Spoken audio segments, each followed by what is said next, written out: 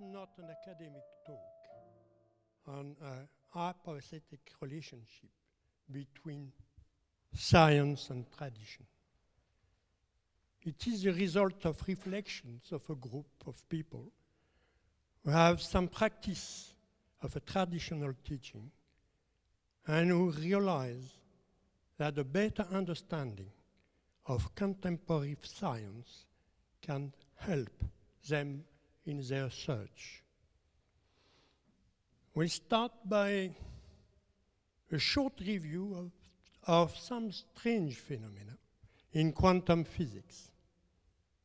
Then we'll see how some physicists who contributed to the development of quantum physics see the reality.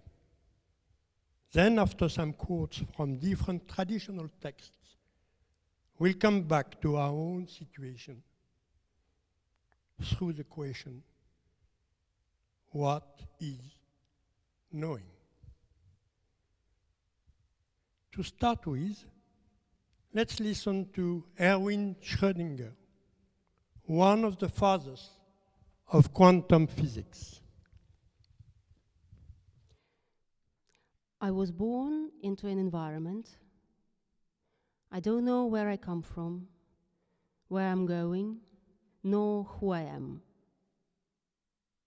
All we can observe about the burning question of where we come from and where we are going is the present environment.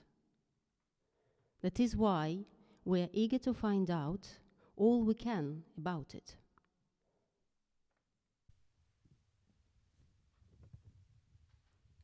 For the physicist, in search of the laws of the environment, it goes without saying that all phenomena are linked.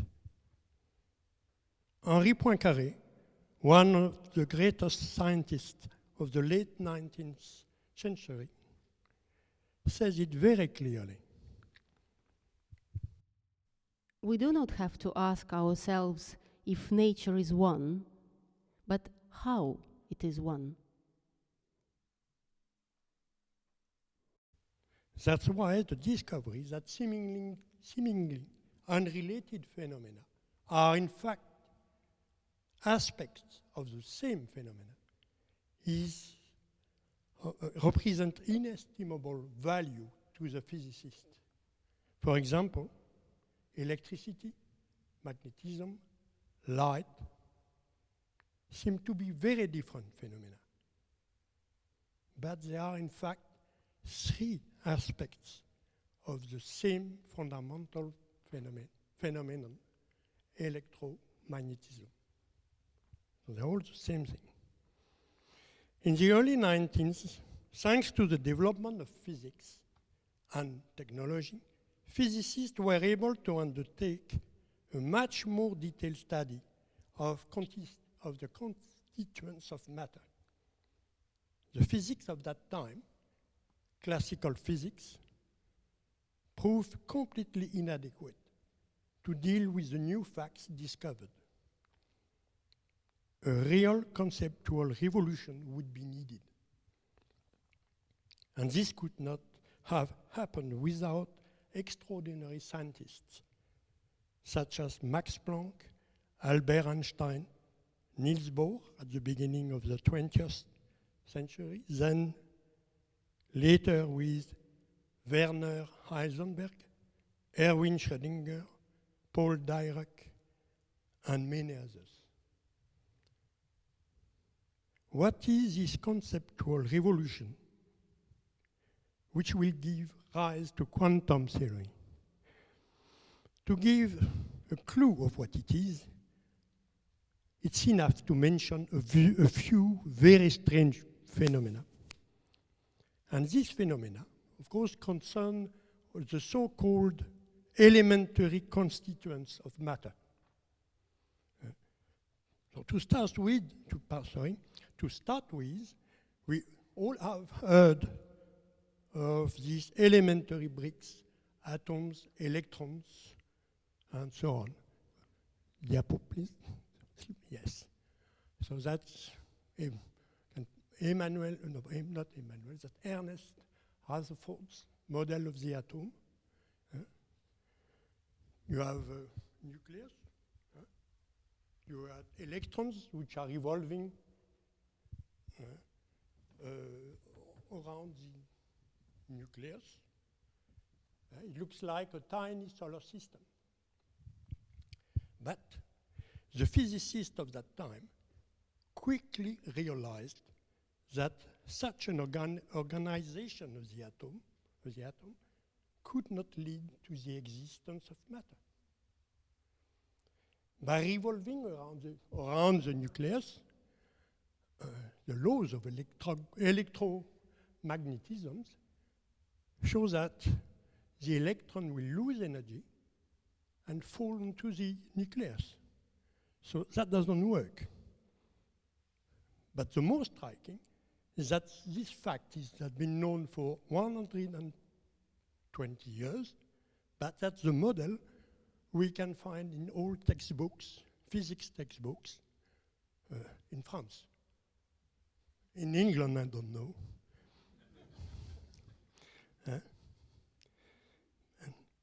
But do we realize that electrons, atoms, photons are the elementary particles of light?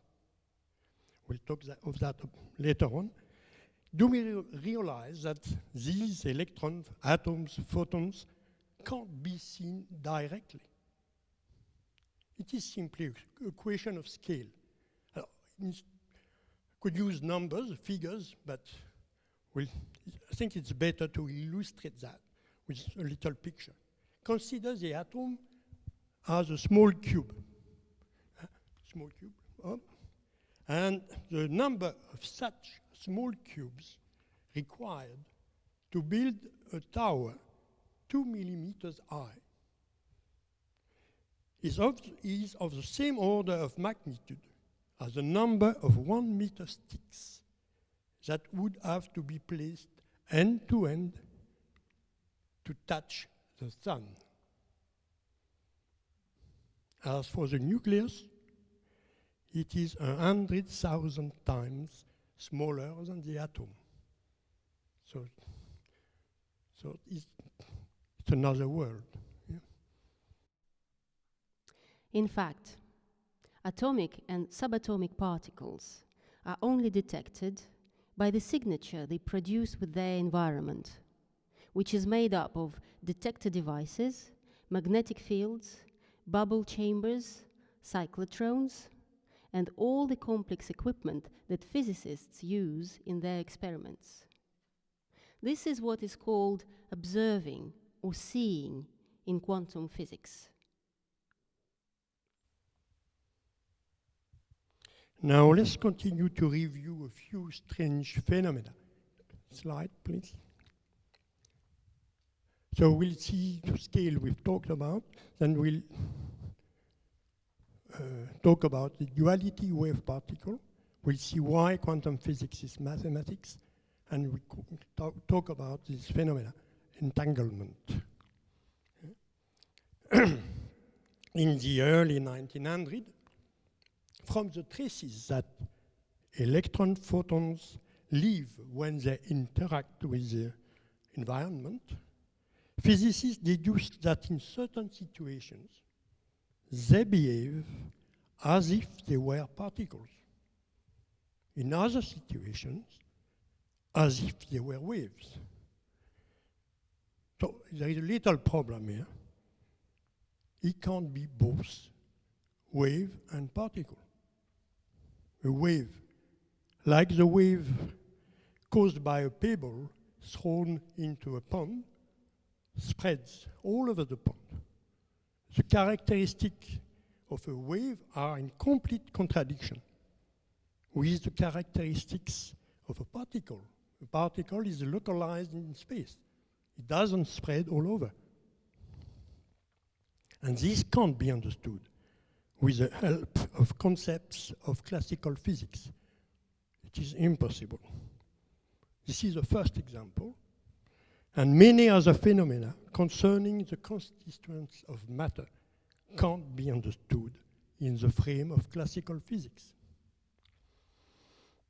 So tackling this question, in 1922, Werner Heisenberg, at that time 23 years old, had a brilliant idea, which can be roughly explained in the following way.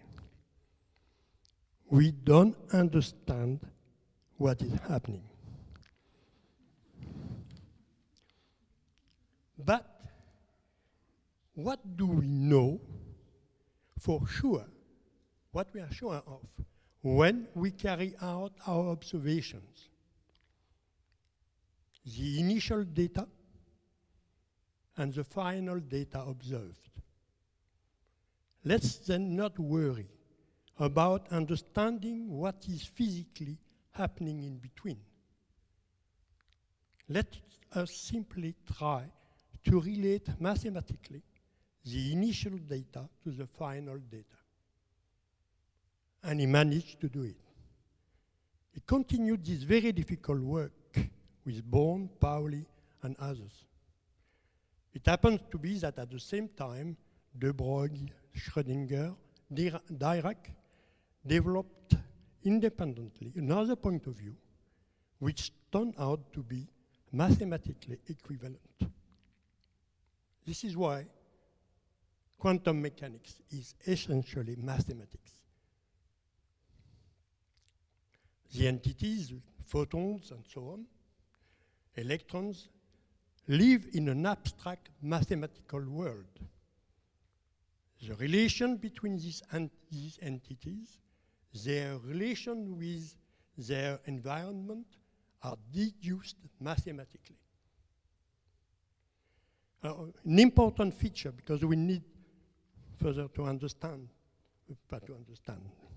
describe the phenomenon of entanglement, we need to know that an important feature of quantum physics is that physical quantities are no longer represented by single numbers. For example, in classical physics, when we talk about the speed of something, for example, the speed is 20. It's 20 miles per hour or whatsoever, but it's one number. In quantum physics, for example, speed, well, it's momentum, but it's the same thing. Speed would be represented by a table of numbers. And each number of the table is a possible value predicted by the theory. And the effect of a measurement is represented by a mathematical operation that extracts one of these possible values from the table. And it is the same for any physical quantity, position, energy, and so on. Well, you might be troubled, but Einstein was very troubled.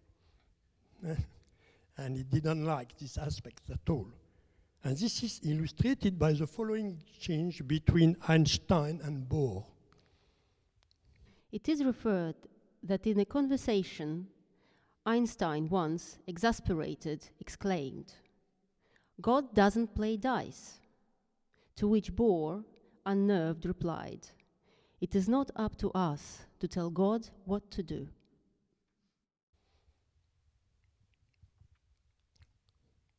But then, what is an atom?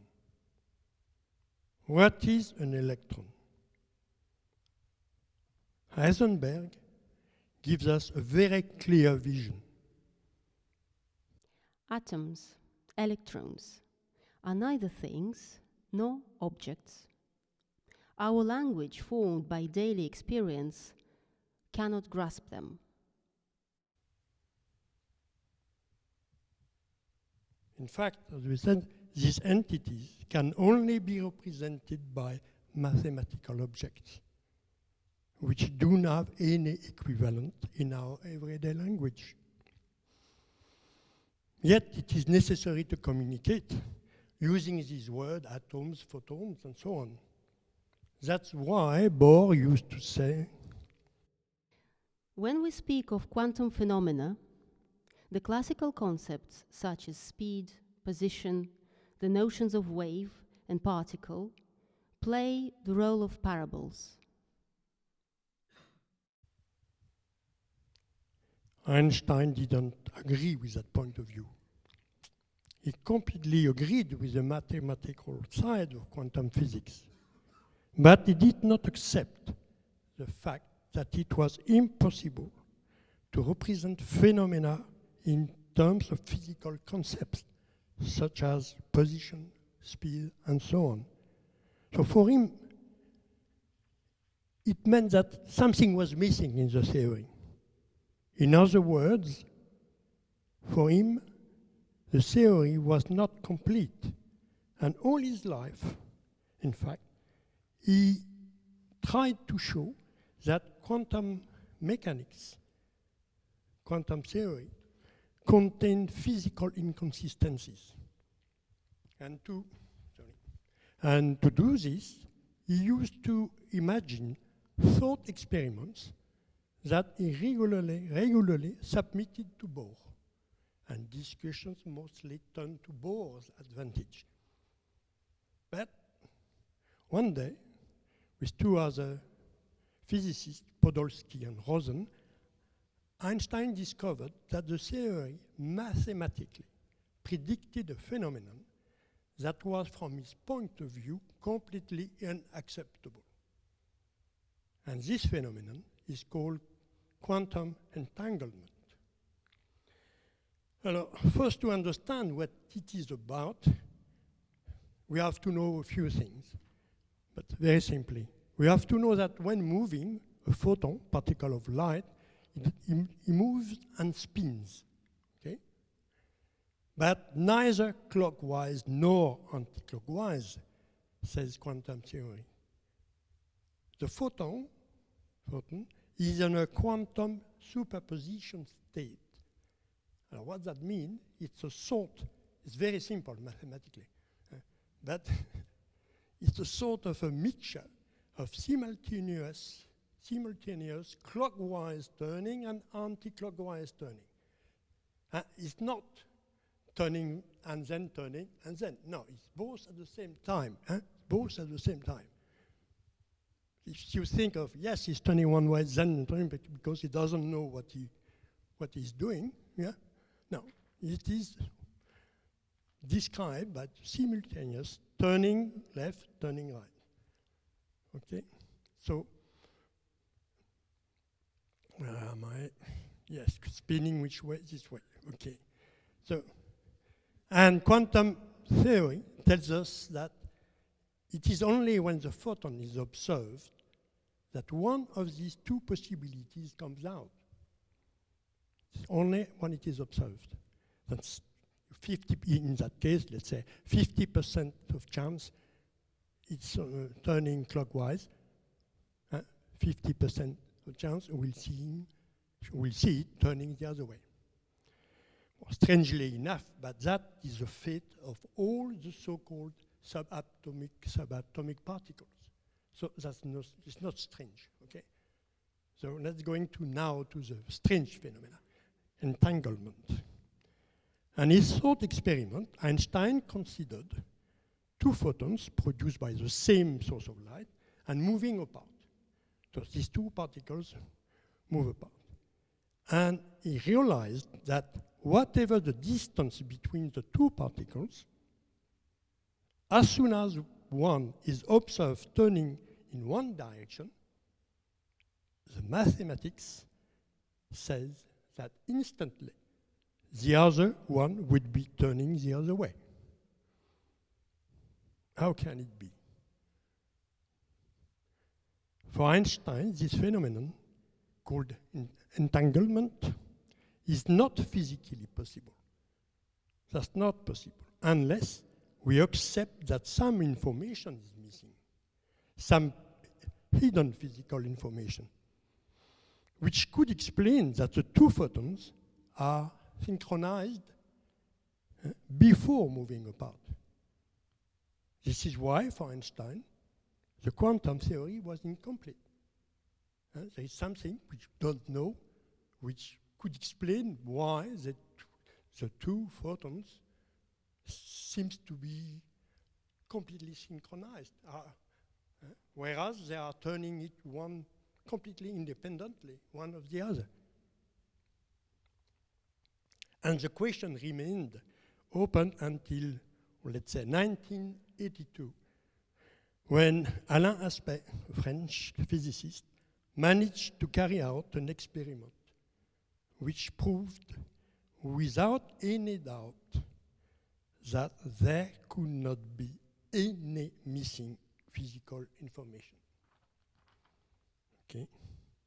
So what does this phenomenon mean? Alain Aspect, who received the Nobel Prize in last autumn for that, explains. Entanglement is definitely a feature going beyond any space-time's description a la Einstein.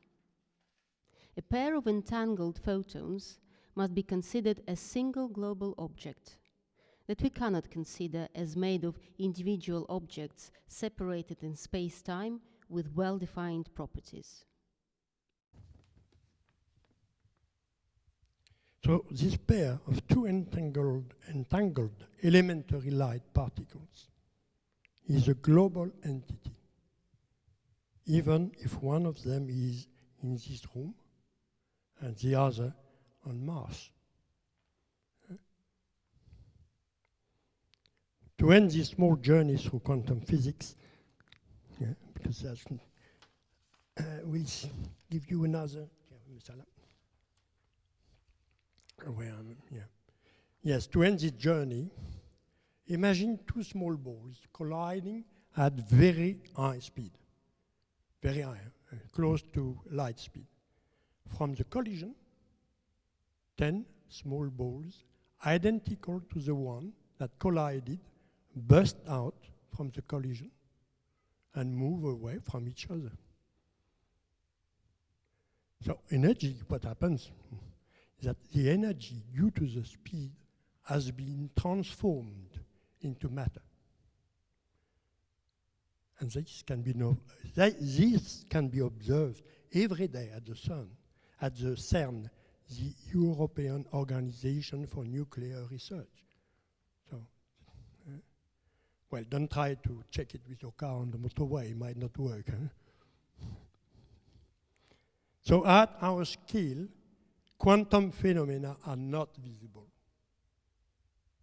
For example, the chair, our physical body, have no clear physical limits, which is environment. Where does it end? I don't know. No. We have just reviewed a few examples which illustrate the impossibility to represent quantum phenomena in our everyday language. The impossibility to understand this theory, which describes the physical reality, our physical reality.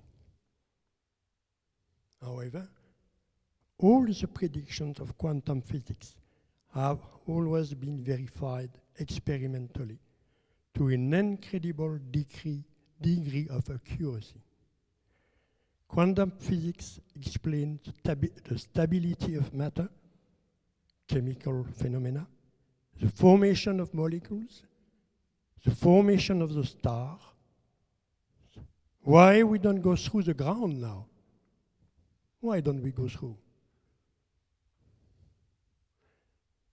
That's explained by quantum physics. Without quantum physics, there would be no medical imaging, no computers, no mobile phones, no lasers.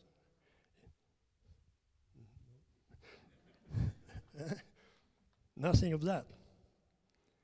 But before closing this physics part of the talk, because it is necessary to say a word on the upheaval that contemporary physics brought to the notion of time. In classical physics, physics of the 19th century, space and time are given a priori. They are given, they are there. And phenomena are taking place in this a priori given framework.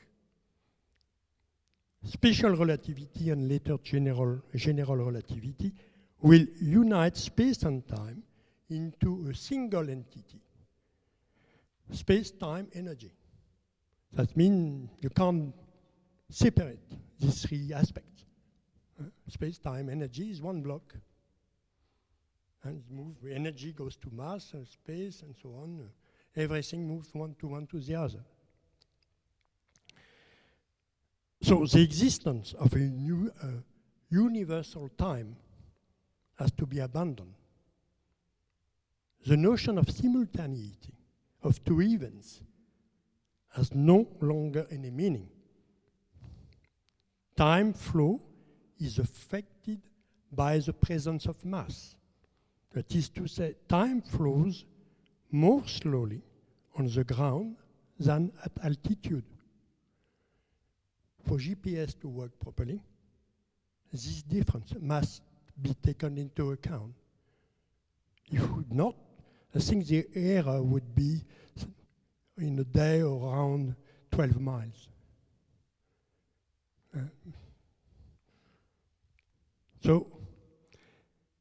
But researchers now in quantum gravity, which is new field, loop, it's called also in English, I think, loop quantum gravity, are now led to consider time as a property of the phenomenon. The phenomenon doesn't take place in a pre-existing time. Carlo Rovelli, one of these physicists, tells us, we must learn to think of the world not as something that changes with time, but in another way. Things only change in relation to each other.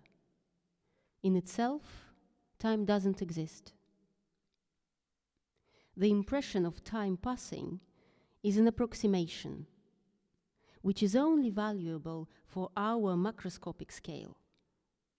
It comes from the fact that we observe the world only in a very coarse way.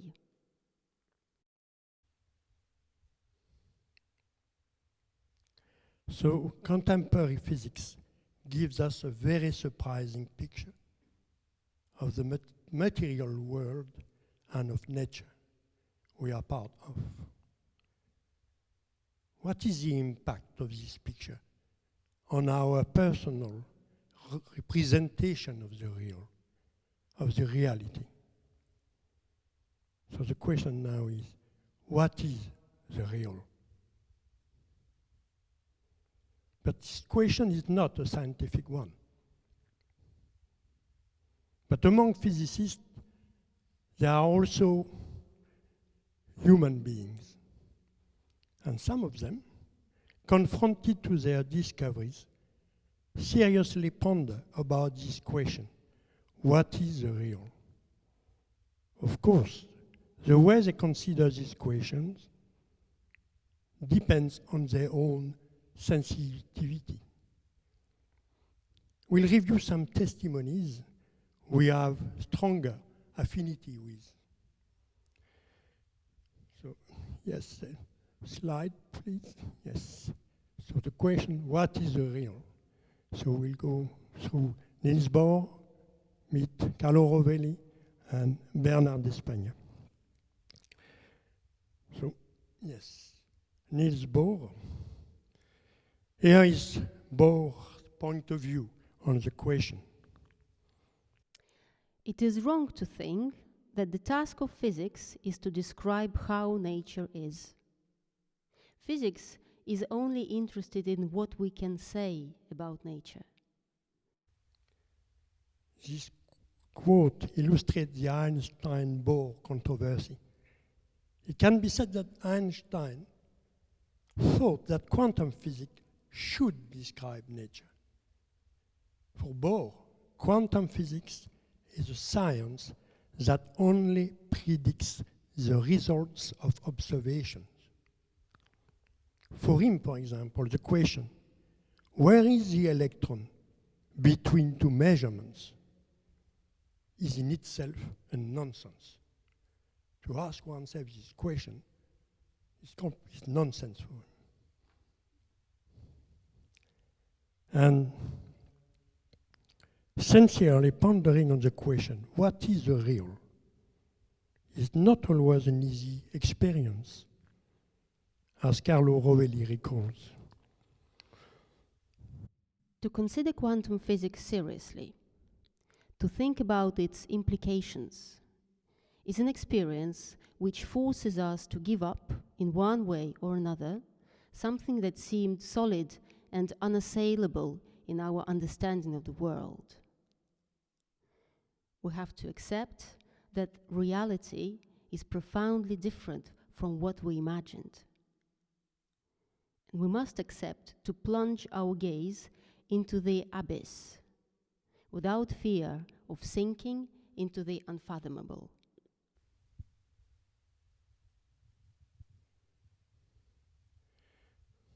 And he adds that the current idea that the world is made up of substance with attributes is completely shattered, and that we are forced to think everything in terms of relations. That is to say it in other words, relations do not occur in the existing world. They create the world. It's as if a subatomic particle, an electron, a photon, comes into existence only at the very moment of a relation. Is it the same for us? The question. Yes. And we'll refer now quite frequently to Bernard d'Espagna.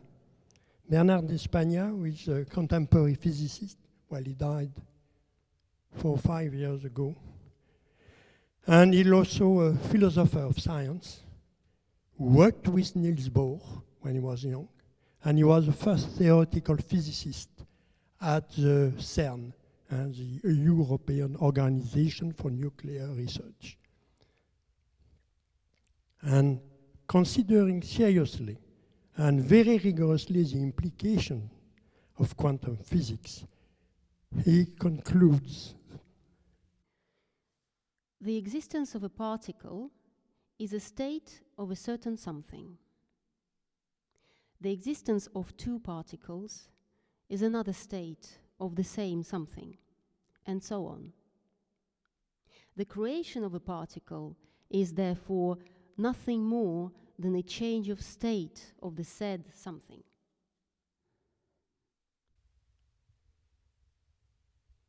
This something implies the idea of a certain globality or non-separability, which was also suggested earlier by the quantum entanglement property. But we cannot perceive this non-separability. For us, the world is made of objects distinct from each other. We see the world in terms of phenomena distinct from each other. So, maybe why Bernard d'Espagna is led to postulate a fundamental reality that is beyond what can be described by the human being, and therefore by science. He calls this fundamental reality the reality independent of us. From now on, we'll accept this postulate while knowing it can't be logically proved. And for Bernard d'Espagna, physics studies only the empirical reality, which he also names reality for us. So two distinct reality independent of us, which we don't have any access with our thought, and the reality for us that physics studies. Alors, he then argues, From the distinction between the reality independent of us, the real, and the reality for us, it follows that the temporal evolution described by the laws of physics is not the temporal evolution of the real. From the fact that our understanding does not reveal to us the real as it is in itself, it follows that our physical laws relate only to phenomena and not to this ultimate real. The being, the ultimate real, appears to be eternal, in the etymological sense of the term, first in relation to time.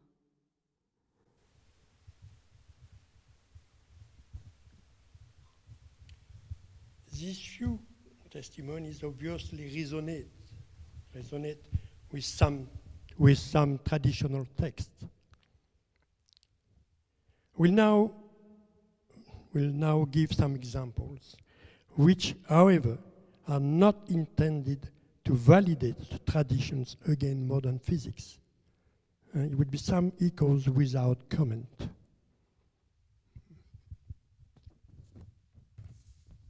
And we borrow our first quotation from the Dalai Lama. The Buddhist philosophers of emptiness, Nagarjuna, Chandrakirti, developed an interpretation of the world based on the rejection of the deep-seated temptation to treat reality as if it were composed of intrinsically real objective entities. Nagarjuna used the notion of two distinct truths, the conventional truth and the ultimate truth. The conventional truth refers to everyday experience, empirical experience. The ultimate truth reveals that things and events do not possess independent realities.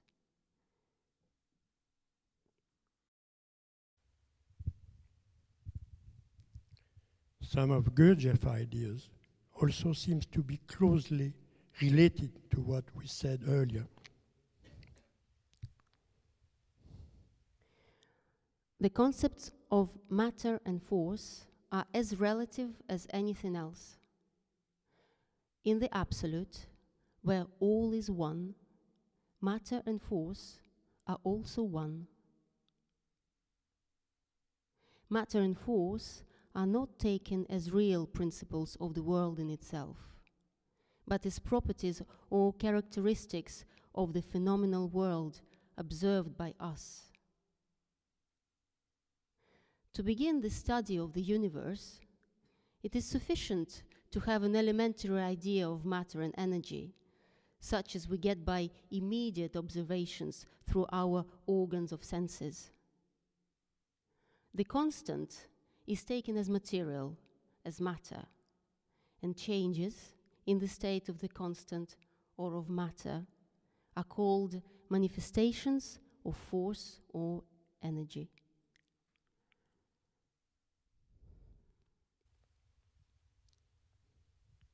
The impossibility to describe the ultimate real is clearly expressed by Maître Eckhart when he said, "Nothing true can be said of God."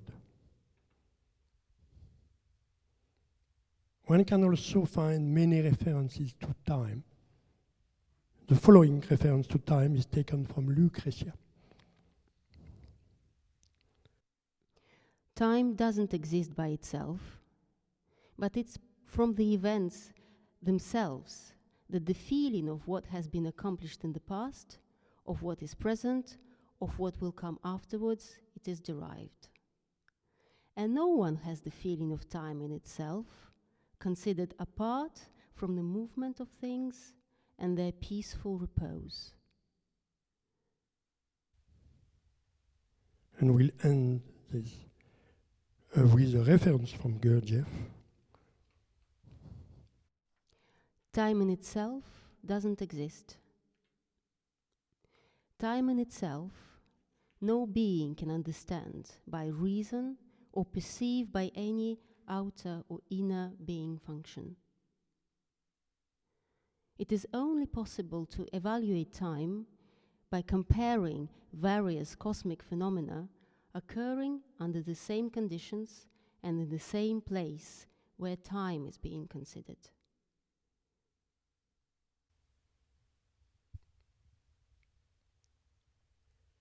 Now, with great caution, always keeping in mind the risk of a confusion, we propose to confront certain aspects of contemporary physics and traditional teaching in regard to the notion of knowledge.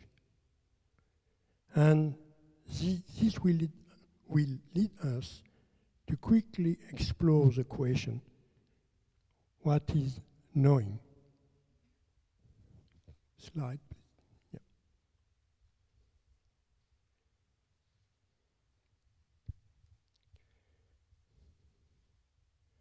Traditional teaching and contemporary physics may be heading towards the same summit, but the paths are very different. Not always. Physics, when aiming to understand the order in the universe, seems to give us, as we have seen, only knowledge of the reality for us. Traditional teaching is aiming to understand the intent and meaning of the universe and our relationship to it, eventually in view of a better life now or in future. But as Heisenberg reminds us, only religion, traditions, can speak of the meaning of life.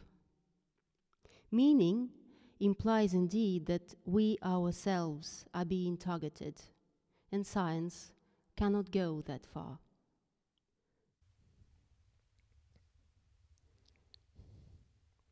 if physics can only give access to some knowledge of an external reality for us, can a traditional teaching give access to some knowledge of the real in itself,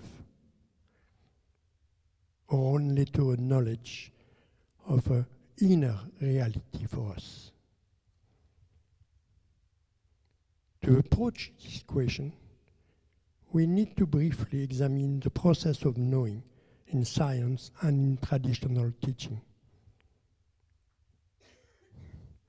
Knowledge in physics is acquired in a succession of hypotheses, deduction, experimentation. The language used is essentially mathematics. Results are rationally analyzed and interpreted, when possible, in our usual language. In a traditional teaching, knowledge is first revealed to certain beings. It is then transmitted in traditional texts and orally by those who have acquired a sufficient experience. The language in this context is that of allegory and parables, which in essence have no predefined rational meaning. As Heisenberg wrote,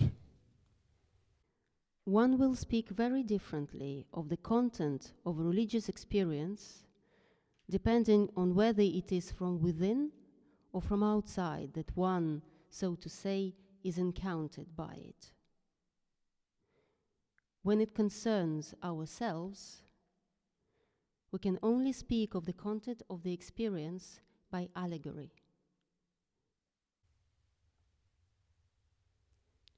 And Michel de Salzman warns of the risk of confusion when ideas are taken literally In the inner disciplines, touching on the alchemy of being, ideas taken literally can only generate sterile rationalizations or absurd distortions in those who lack the indispensable practical baggage.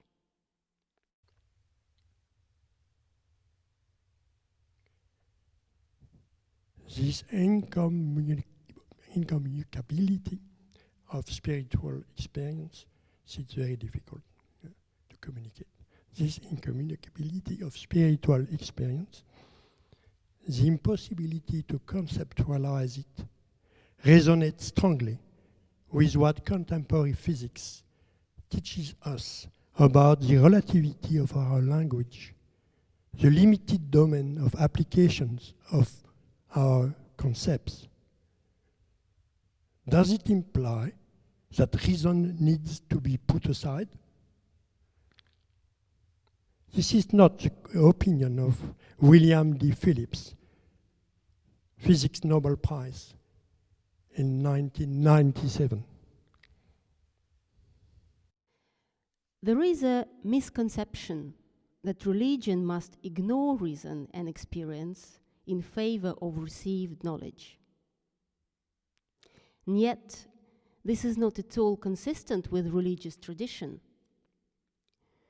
Religious thinkers, at least since Saint Augustine, have taught us that when clear empirical evidence contradicts scripture, it means that we are misinterpreting it.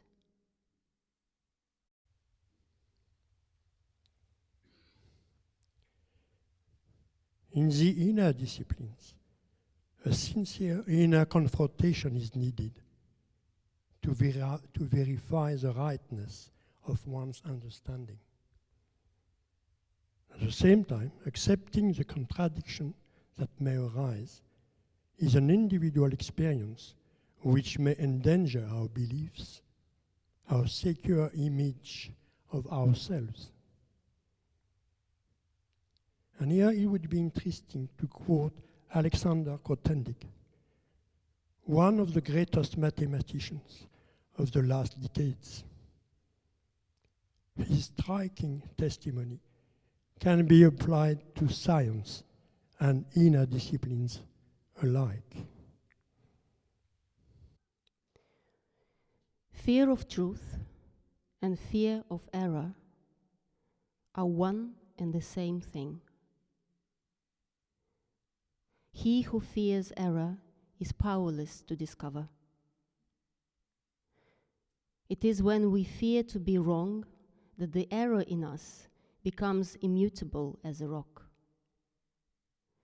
For in our fear, we cling to what we once decreed to be true, or to what has always been presented to us as true. When we are moved, not by the fear of seeing an illusory security vanish, but by the thirst for knowledge, then error, like suffering or sadness, passes through us without ever becoming fixed, and the trace of its passage is renewed knowledge.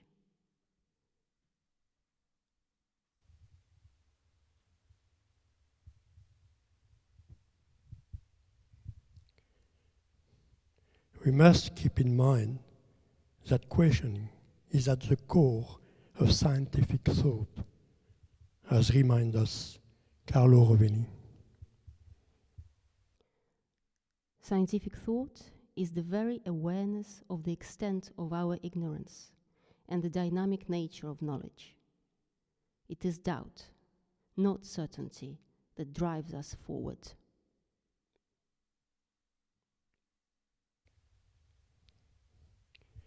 It is widely accepted that knowledge plays a vital role in the development of man. To which development are we referring? First, a quote from Buddha. The being without knowledge cannot develop.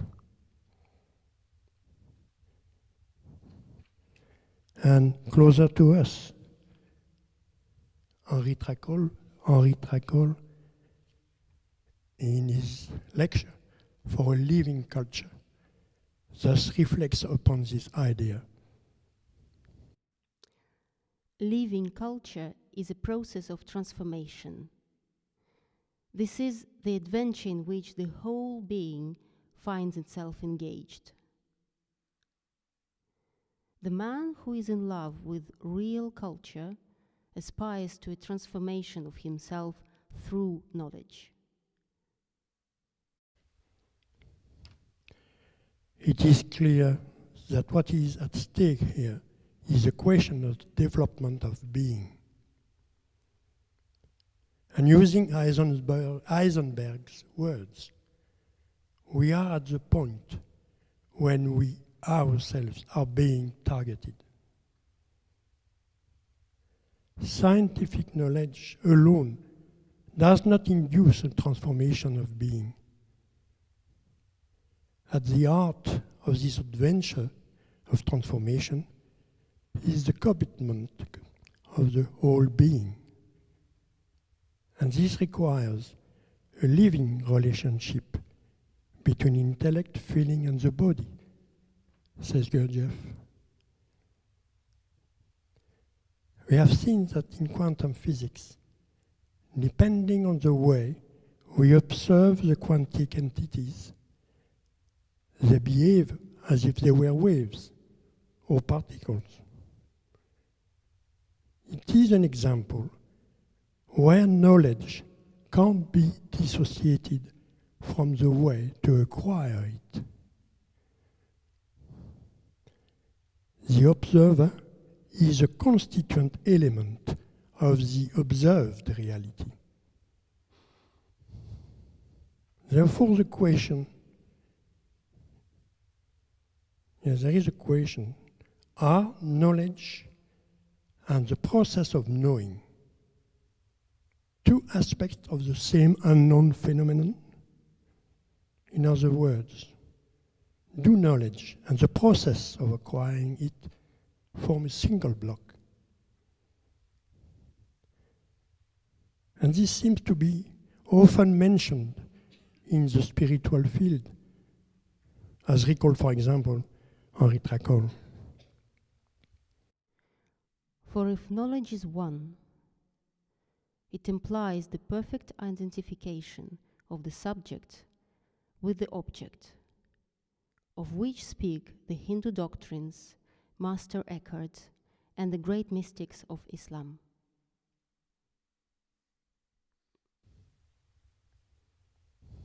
Jean de Salzman clarifies this point.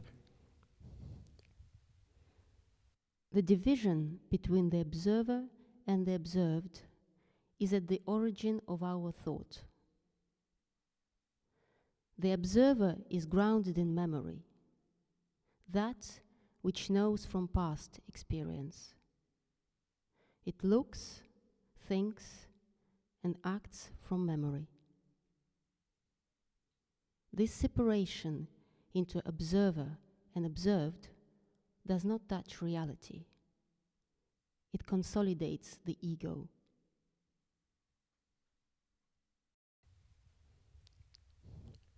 If everything is linked in nature, then knowledge associated with this mean of acquiring it can also be seen as a phenomenon of nature, as a dynamic process which takes place in him through questioning himself, and this for cosmic purposes which escape man.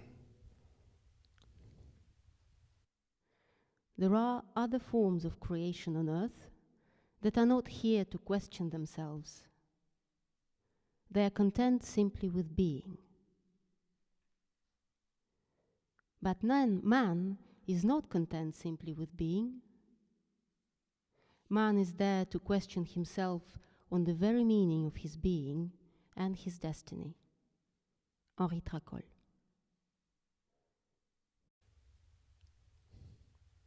When man questions the very meaning of his being, It is a relation with an unknown reality that is searched. And from relations spring form and existence.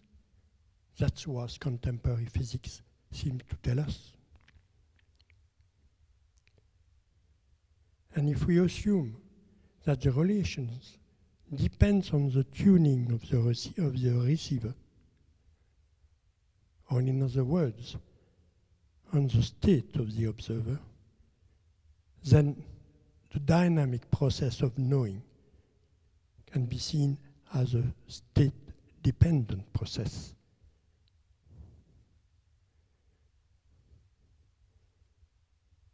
We have now a few minutes left. Just enough time for a few open questions. Are there relations without impressions?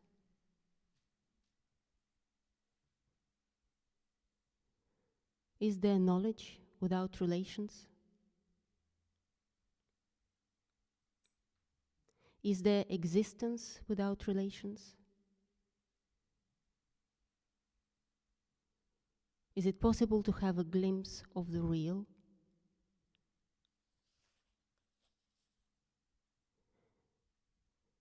Is it possible to know what I am?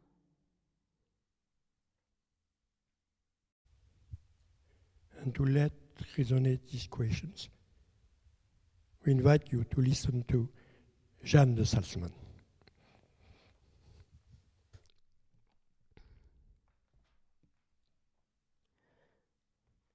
This unknown, which is behind and beyond, cannot be perceived by my senses.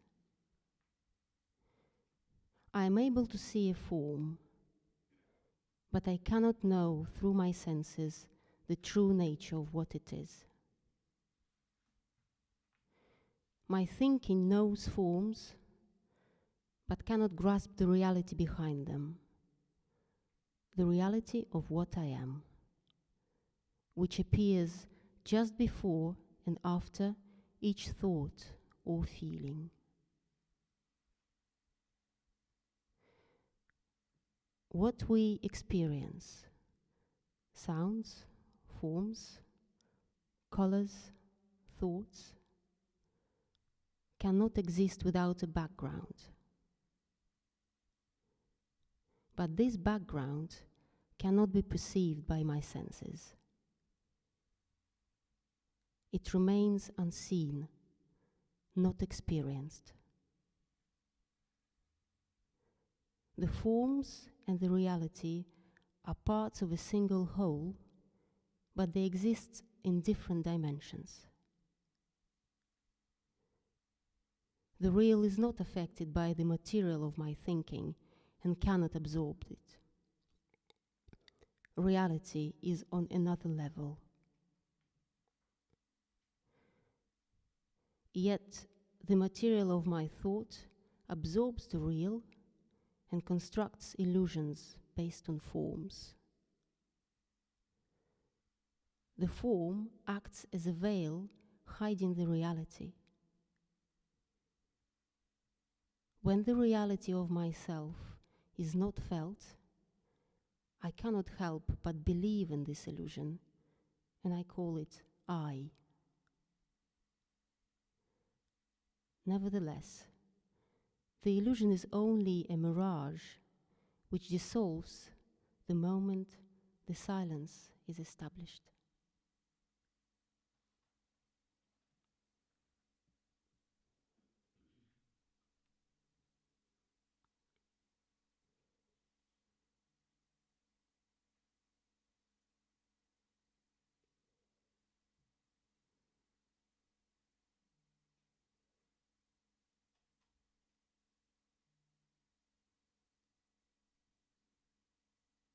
I was very struck in the reading from Madame Salzman, where she speaks about the observer and the observed, and it took me back to all these years ago, listening to Krishnamurti, where somebody already mentioned this, that he often said the observer is the observed, And I never understood this at all. But from what you're saying now, this idea that the observer is the observed, we are one, it's an extraordinarily difficult concept to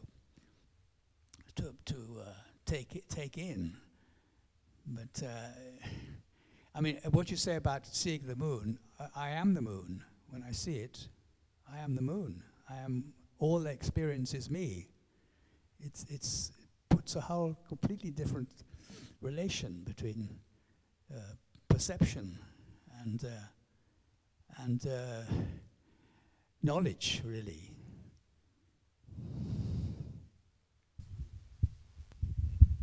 I don't want to forget what the question that's come up.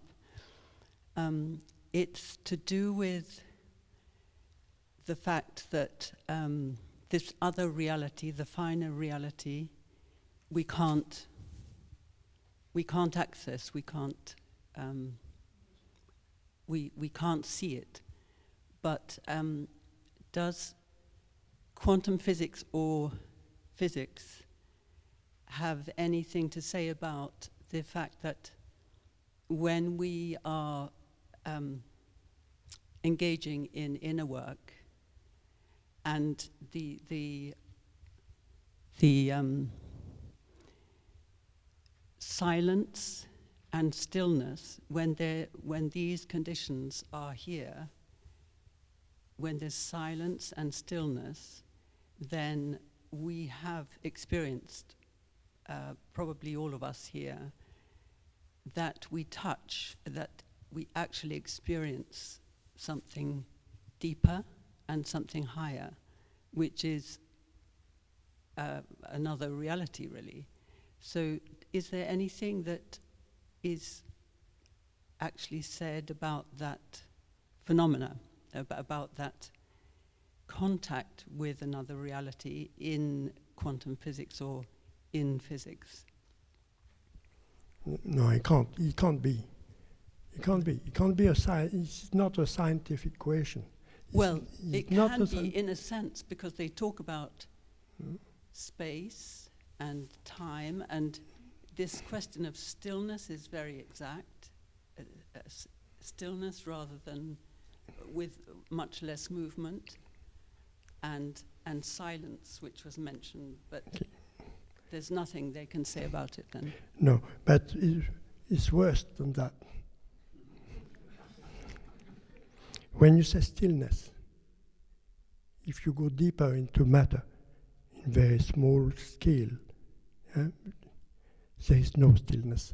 It's always energy fluctuating, and there are creation of particles which suddenly burst and come back into energy. So there is no stillness in that world.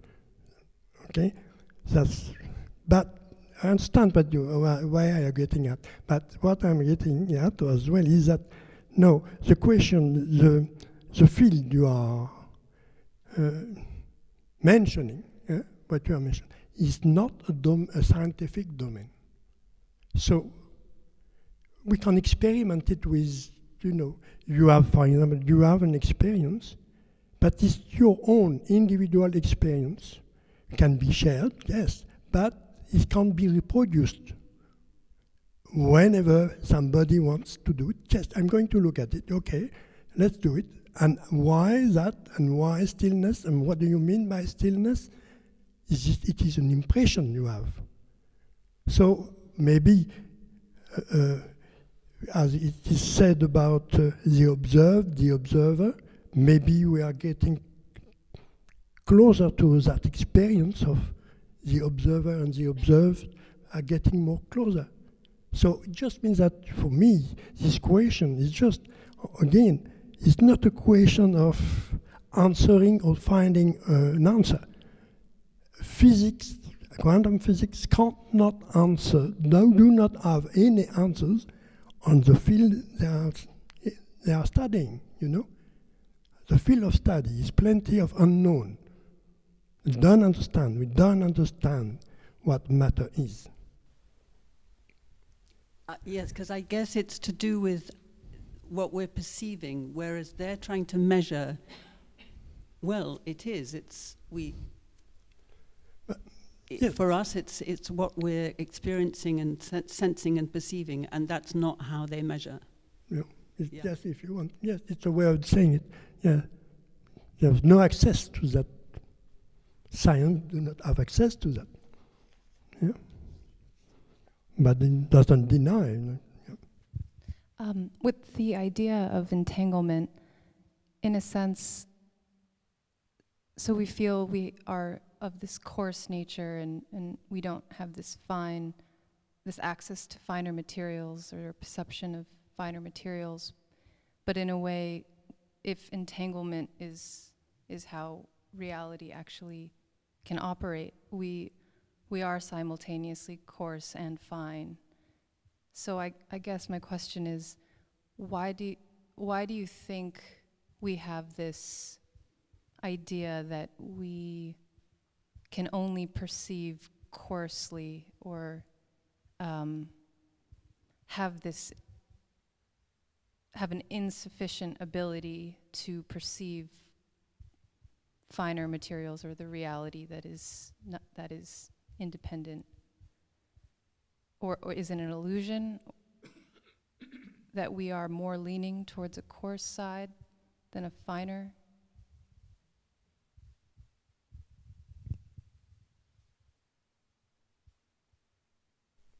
I think it's just a question of level. We are not living at an atomic level. We are beings which have a certain materiality, bones and so on, but there is also life, and life is not part of life is not part of, I would say, physics, as Heisenberg told us. I mean, and that meaning, no, we can't. Science can't get to the point we are ourselves targeted. That's not science. We can't go there. Science does not have the means to do that. Okay, so now, of course, we are living on a certain level. There is higher, probably we say higher level. It's just a way of saying something. Yes, we say yes. I feel a finer energy, for example. But is it energy that we feel, or is just something another? As Mr. Gurdjieff said, it's just which is word, the manifestation of energy. We feel. Yeah. It's not quite the same, yeah, because it means that, yes, we are in relation to something which is unknown and which acts. Okay, and of course, at the level our structure can only feel certain things, but at the same time, this question of, I would say, we said at the end, I mean, it's possible that the tuning of the machine can be improved. And then if the tuning is different, then the impressions are different. That means, in terms of quantum physics or physics, it would mean that the relation is different. The relation, which is that reality independent of us, becomes different. That's all. And why is that? I don't know. Nobody will know, I suppose. It's because it's like a cosmic process which is taking place in us, in human being.